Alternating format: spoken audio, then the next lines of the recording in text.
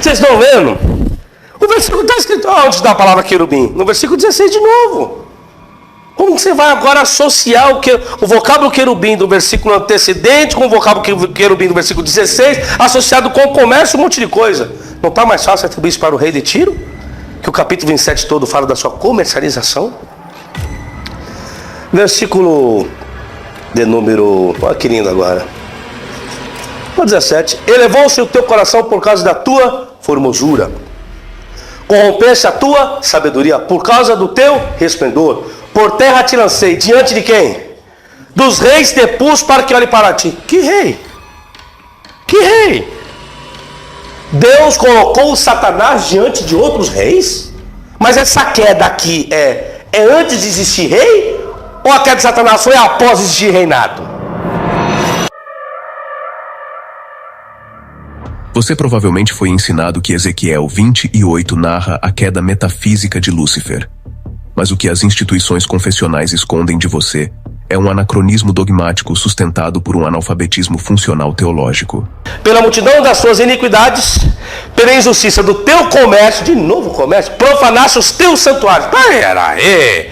Então Satanás tinha santuário também? O povo já adorava Satanás em outros templos? Que coisa, hein?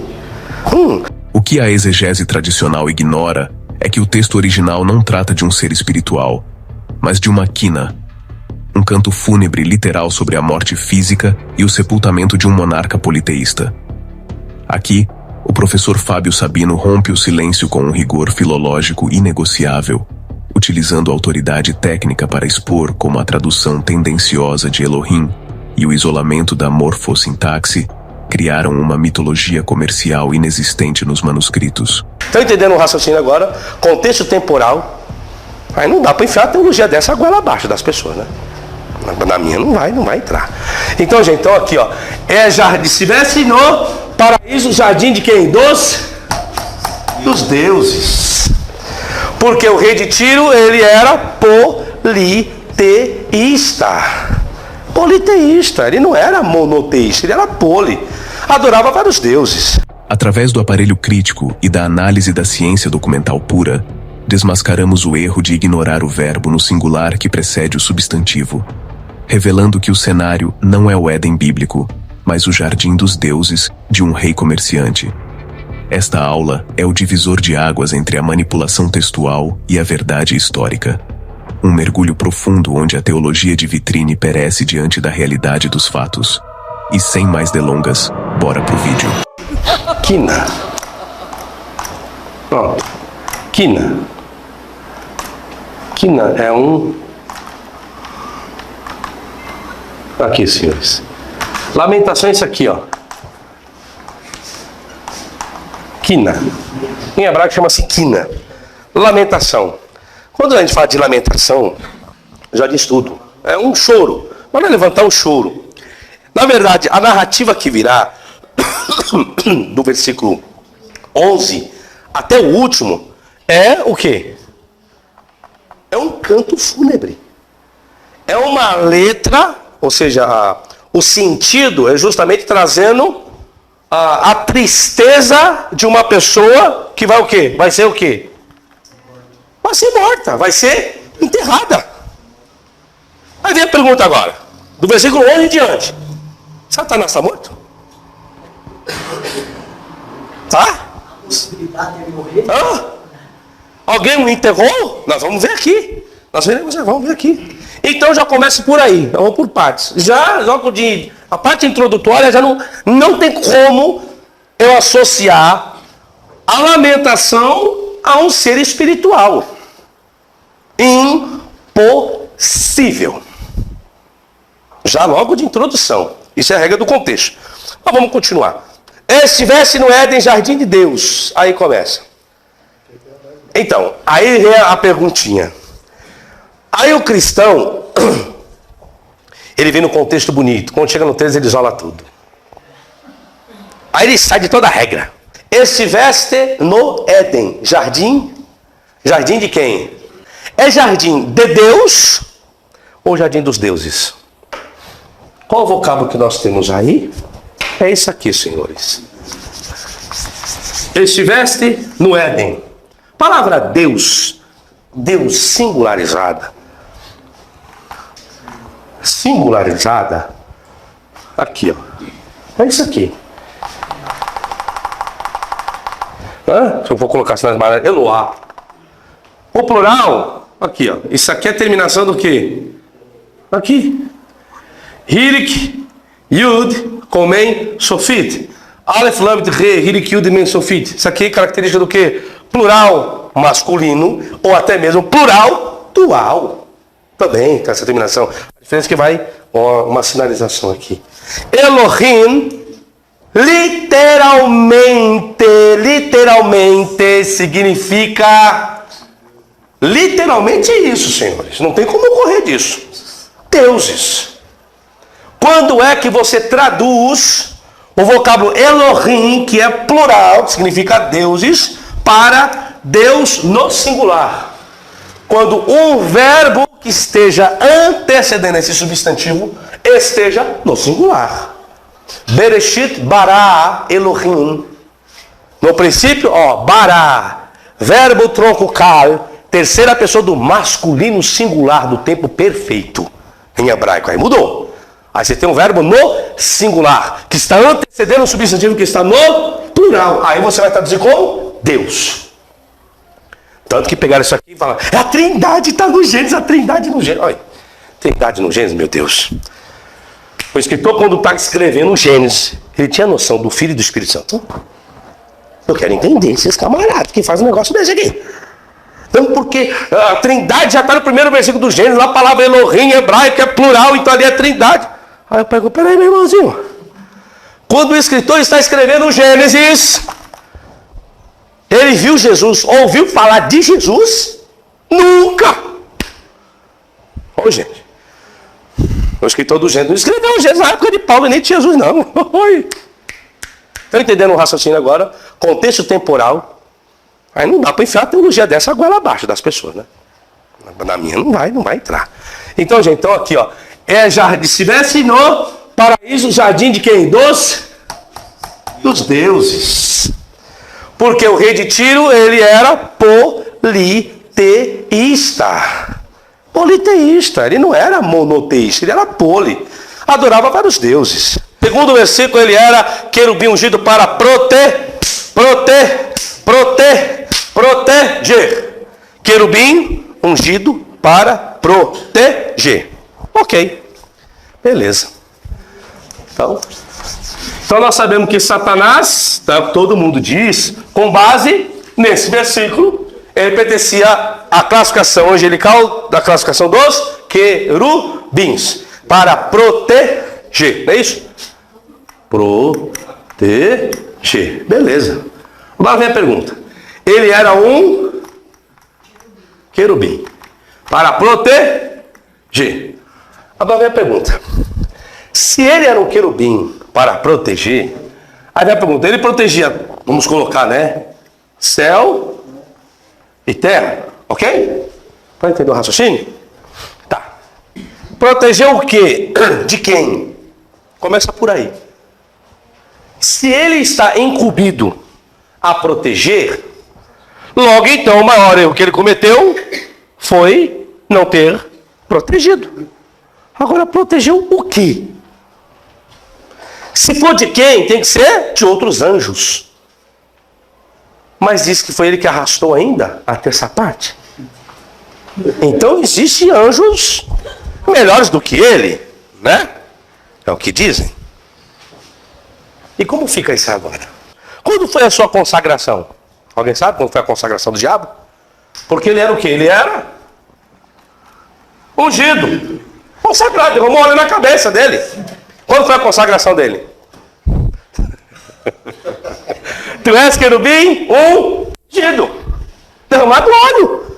Machá. Untar óleo. Ungido. Ou machia. Ungido. Acho que pegaram o chofar, né? O chifre lá. Tinha até chifre lá no céu já, viu, gente? Aí encheram o chifre lá de azeite. Vem cá, Satanás, dá o joelho aí que vamos te ungir agora. Aí, agora você é um querubim ungido. Ô, gente. Vocês estão vendo os absurdos? É que a gente lê de forma rápida o versículo. Mas quando você vai pegando os detalhes, aí você vê que tem um negocinho que não tá legal. Tá fugindo da realidade. Bom, se ele era ungido, que diz que é separado, né? Era separado para quê? Qual ofício? Onde está o registro da consagração dos demais? Só ele foi ungido? Ninguém mais foi? Toda a classe querúbica também é? Ou apenas ele? A unção foi para toda a classe dos querubins ou somente para ele? Né? Continuo. Qual o chofar, né? O chifre? E que tipo de azeite foi utilizado para ungí-lo? Na multiplicação do quê? Do teu comércio. Olha que coisa linda. Satanás era o quê? Comerciante, gente. Comerciante. Era. Aí vem assim, ó. Na multiplicação do teu comércio, encher o teu interior de violência. Aí que ele pecou. Por isso te lancei, profanado do monte de Deus, e te fiz perecer. Gente, vocês sabem o que é perecer? É acabar, é extinguir. Te fiz perecer, ó querubim cobridor, do meio das pedras afogueadas. Aí eu pergunto, Satanás tinha comércio, gente? O que Satanás comercializava lá no céu? Vocês estão vendo?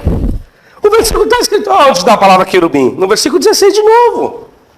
Como que você vai agora associar o vocábulo querubim do versículo antecedente com o vocábulo querubim do versículo 16, associado com o comércio, um monte de coisa? Não está mais fácil atribuir isso para o rei de Tiro? Que o capítulo 27 todo fala da sua comercialização? Versículo de número... Olha que lindo agora. 17. Elevou-se o teu coração por causa da tua formosura. Corrompeste a tua sabedoria por causa do teu resplendor. Por terra te lancei. Diante de quem? Dos reis te pus para que olhe para ti. Que rei? Que rei? Deus colocou o Satanás diante de outros reis? Mas essa queda aqui é antes de existir rei? Ou a queda de Satanás foi após existir reinado? Alguém pode me explicar? Todo mundo diz que a queda de Satanás foi antes mesmo de existir o homem na face da terra. Mas está escrito aqui que Deus lançou ele diante dos reis? E agora? Como fica isso? Está escrito aí, ó, versículo 17. Por causa do teu esplendor diante dos reis, para que olhem para ti. Interessante. Vamos para o 18 então? 18 diz assim, ó. Pela multidão das suas iniquidades, pela injustiça do teu comércio, de novo comércio, profanaste os teus santuários. Peraí. Então Satanás tinha santuário também? O povo já adorava Satanás? Em outros templos? Que coisa, hein? Eu, pois, sim, saí do meio de ti um fogo que te consumiu e te tornei com cinza sobre a terra aos olhos de todos que te vê. Ah, que maravilha! Então Satanás tinha um corpo físico. Deus deu um corpo físico para ele. Deus fulminou Satanás, ficou em cinza e todo mundo viu.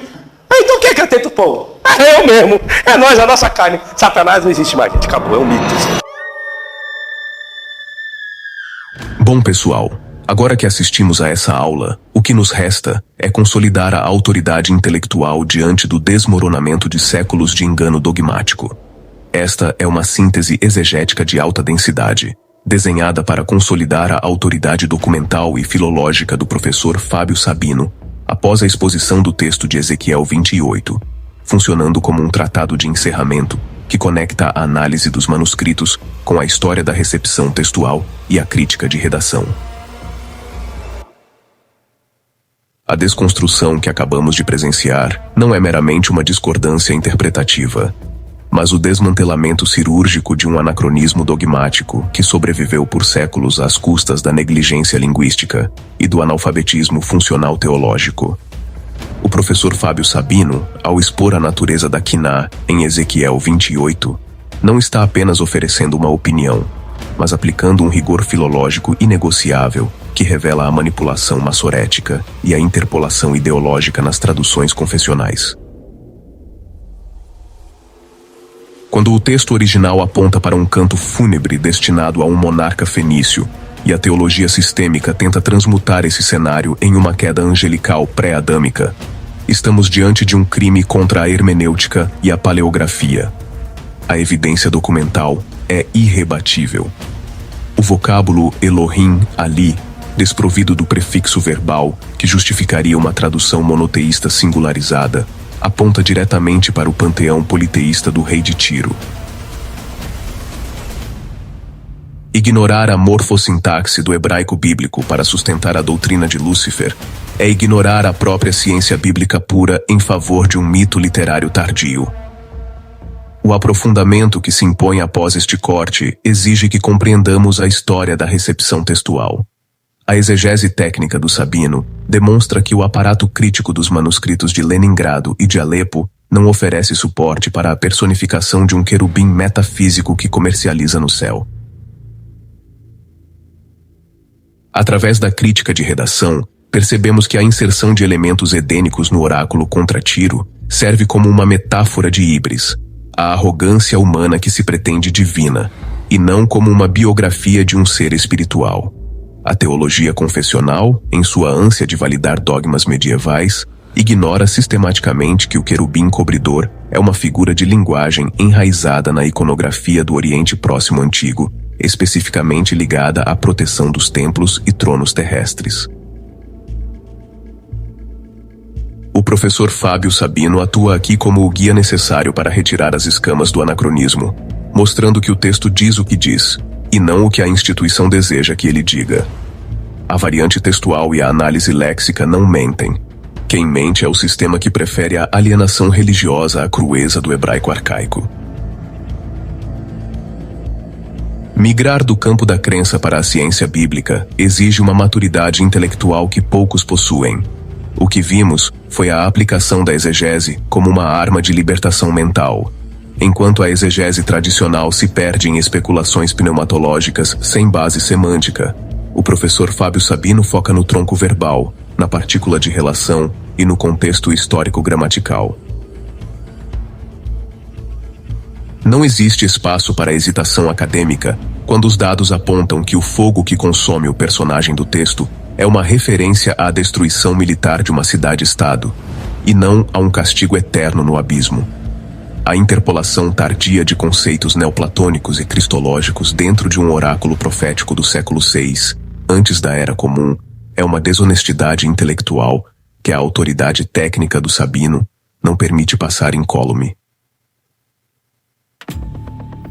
O conhecimento técnico é a única ferramenta capaz de perfurar a bolha da hermenêutica devocional e expor a fragilidade dos dogmas construídos sobre traduções errôneas e interpretações viciadas.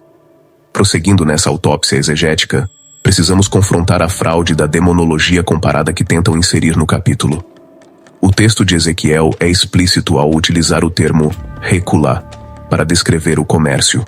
Ora, no espectro da ciência documental, é imperativo questionar desde quando uma entidade metafísica, um suposto querubim de luz, operaria rotas comerciais marítimas no Mediterrâneo. A exegese técnica do Sabino nos obriga a olhar para o aparelho crítico da Bíblia hebraica stuttgartensia e perceber que o personagem em questão possui um interior que se enche de violência comercial, uma característica intrínseca às cidades-estado fenícias, e não a um conselho angelical. O que as instituições tentam ocultar é que a figura do Satanás como um rebelde decaído é uma construção ausente no Tanakh, fruto de uma leitura viciada que confunde a metáfora política da híbris monárquica com uma biografia espiritual.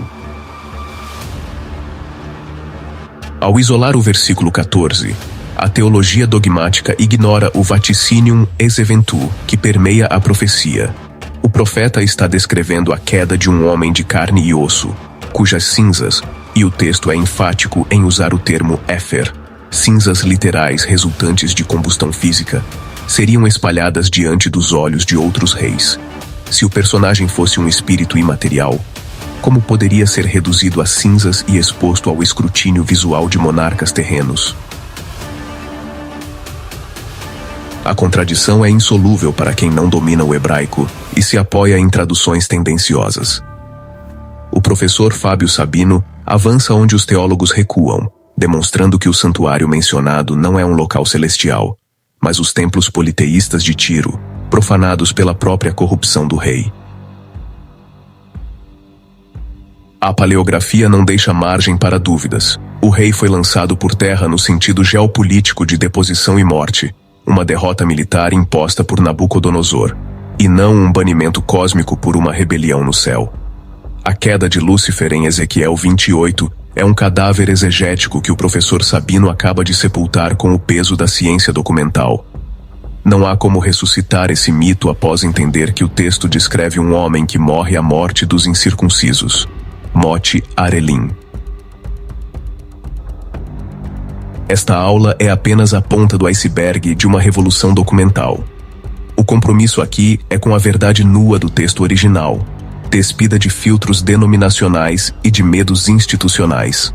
O desprezo pelo analfabetismo funcional teológico não é um ataque pessoal, mas uma necessidade metodológica para quem busca a exegese pura. O professor Fábio Sabino reafirma que o texto bíblico, quando submetido ao escrutínio da filologia e da ciência documental, deixa de ser um manual de mitos para se tornar um registro histórico e literário de complexidade ímpar, inacessível para quem permanece no nível superficial da fé cega. A autoridade intelectual aqui estabelecida é um convite, ou melhor, uma convocação, para que você abandone as fábulas e abrace o rigor do conhecimento. A ciência bíblica não pede licença ao dogma, ela o atropela com o peso dos manuscritos e a precisão da morfossintaxe. A liberdade real começa onde a exegese técnica encerra o domínio da ignorância teológica. A supremacia do texto sobre a tradição é o que define o erudito militante. Não se trata de uma leitura de conforto, mas de um confronto com a realidade linguística. O professor Fábio Sabino expõe as entranhas da manipulação e devolve ao estudante a capacidade de pensar por conta própria, fundamentado na evidência e não na repetição de clichês de púlpito. O crescimento intelectual é doloroso, pois exige o abandono de certezas pré-fabricadas, mas é o único caminho para a verdadeira soberania da mente. O conhecimento técnico é, em última instância, a única barreira eficaz contra a alienação religiosa, que sequestra o sentido das palavras para escravizar o entendimento. A desconstrução que acabamos de presenciar não é meramente uma discordância interpretativa, mas o desmantelamento cirúrgico de um anacronismo dogmático que sobreviveu por séculos às custas da negligência linguística e do analfabetismo funcional teológico. O professor Fábio Sabino, ao expor a natureza da quiná em Ezequiel 28, não está apenas oferecendo uma opinião, mas aplicando um rigor filológico inegociável que revela a manipulação massorética e a interpolação ideológica nas traduções confessionais. Quando o texto original aponta para um canto fúnebre destinado a um monarca fenício, e a teologia sistêmica tenta transmutar esse cenário em uma queda angelical pré-adâmica, estamos diante de um crime contra a hermenêutica e a paleografia. A evidência documental é irrebatível. O vocábulo Elohim ali, desprovido do prefixo verbal que justificaria uma tradução monoteísta singularizada, aponta diretamente para o panteão politeísta do rei de Tiro. Ignorar a morfossintaxe do hebraico bíblico para sustentar a doutrina de Lúcifer é ignorar a própria ciência bíblica pura, em favor de um mito literário tardio. Prosseguindo nessa autópsia exegética, precisamos confrontar a fraude da demonologia comparada que tentam inserir no capítulo. O texto de Ezequiel é explícito ao utilizar o termo recular para descrever o comércio. Ora, no espectro da ciência documental, é imperativo questionar, desde quando uma entidade metafísica, um suposto querubim de luz, operaria rotas comerciais marítimas no Mediterrâneo? A exegese técnica do Sabino nos obriga a olhar para o aparelho crítico da Bíblia hebraica, Stuttgartensia, e perceber que o personagem em questão possui um interior que se enche de violência comercial, uma característica intrínseca às cidades-estado fenícias, e não a um conselho angelical. O que as instituições tentam ocultar é que a figura do Satanás, como um rebelde decaído, é uma construção ausente no Tanakh, fruto de uma leitura viciada que confunde a metáfora política da híbris monárquica com uma biografia espiritual. Ao isolar o versículo 14, a teologia dogmática ignora o vaticinium ex evento, que permeia a profecia. O profeta está descrevendo a queda de um homem de carne e osso, cujas cinzas, e o texto é enfático em usar o termo éfer, cinzas literais resultantes de combustão física, seriam espalhadas diante dos olhos de outros reis. Se o personagem fosse um espírito imaterial, como poderia ser reduzido a cinzas e exposto ao escrutínio visual de monarcas terrenos? A contradição é insolúvel para quem não domina o hebraico e se apoia em traduções tendenciosas. O professor Fábio Sabino avança onde os teólogos recuam, demonstrando que o santuário mencionado não é um local celestial, mas os templos politeístas de Tiro, profanados pela própria corrupção do rei. A manutenção dessa mentira institucional serve apenas para alimentar o medo e a alienação religiosa, mantendo a massa em um estado de dependência intelectual de líderes que sequer sabem diferenciar um plural majestático de um plural numérico. A paleografia não deixa margem para dúvidas. O rei foi lançado por terra no sentido geopolítico de deposição e morte, uma derrota militar imposta por Nabucodonosor, e não um banimento cósmico por uma rebelião no céu. A queda de Lúcifer em Ezequiel 28 é um cadáver exegético que o professor Sabino acaba de sepultar com o peso da ciência documental. Não há como ressuscitar esse mito após entender que o texto descreve um homem que morre à morte dos incircuncisos, ou seja, Mote Arelim. Onde a teologia vê um demônio, a exegese vê um monarca arrogante. Onde a crença vê um mistério, a ciência bíblica vê uma tradução mal feita. Este vídeo é o ponto de não retorno para quem busca a verdade nua, sem os filtros das confissões de fé que castram o pensamento crítico.